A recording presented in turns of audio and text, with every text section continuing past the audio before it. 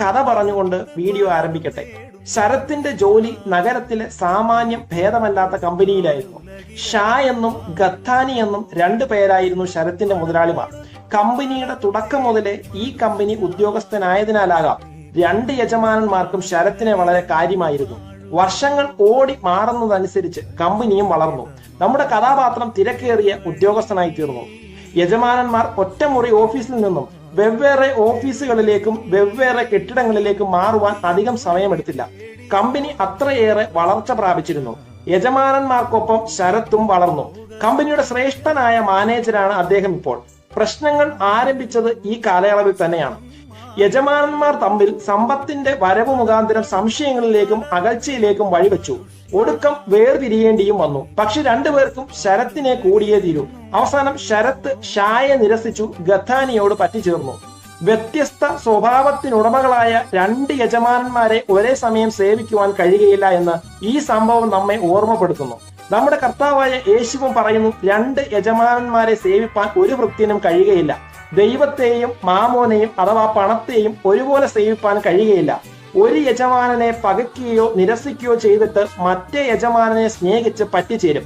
പലപ്പോഴും നാം അറിയാതെ തന്നെ ദൈവത്തെ നിരസിച്ചിട്ട് പണത്തെ സ്നേഹിച്ച് അതിനോട് പറ്റിച്ചേരുന്നവരായി തീരുന്നു. പണമെന്ന അനീതിയുള്ള മാമോൻ നമ്മുടെ യജമാനനായി നമ്മെ ഭരിക്കുവാൻ തുടങ്ങും.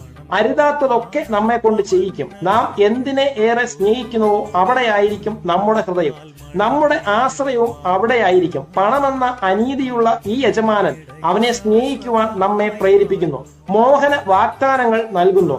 ഉണ്മാനും ഉടുപ്പാനും ഉണ്ടെങ്കിൽ മതിയെന്നുള്ള ദൈവത്തിന്റെ ഓർമ്മപ്പെടുത്തലുകൾക്ക് കാര്യമാത്ര പ്രസക്തി കൊടുക്കുവാൻ മാമോൻ എന്ന യജമാനൻ നമ്മെ സമ്മതിക്കുകയില്ല. ഒരിക്കലും സംതൃപ്തിയില്ലാത്ത ജീവിതം പ്രദാനം ചെയ്യുന്നത് കൊണ്ട് കൂടുതൽ കൂടുതൽ പ്രതീക്ഷിപ്പിക്കുന്നു, കൂട്ടിവയ്പ്പിക്കുന്നു. സദൃശ്യവാക്യങ്ങൾ 30:15 നാം വായിക്കുന്നത് പോലെ കന്നട്ടയുടെ 2 പുത്രിമാരെ പോലെ തരിക തരിക എന്ന് അവർ എപ്പോഴും മുറവിളി കൂട്ടുകയാണ്. അവർക്ക് ഒരിക്കലും തൃപ്തി വരികയില്ല.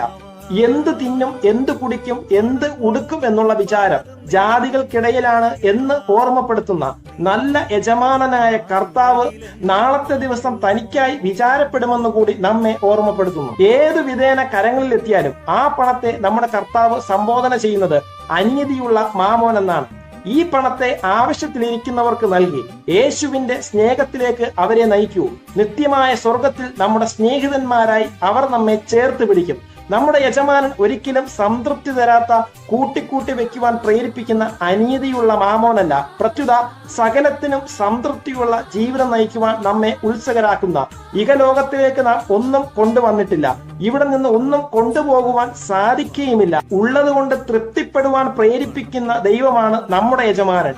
ദൈവത്തെയും പണത്തെയും ഒരുപോലെ കൊണ്ടുപോകുവാൻ സാധിക്കുമെന്നുള്ള നമ്മുടെ ന്യായത്തിന് കർത്താവിന്റെ പക്കൽ നിന്നുള്ള തീർപ്പ് കഴിയുകയില്ലെന്നത്രേ.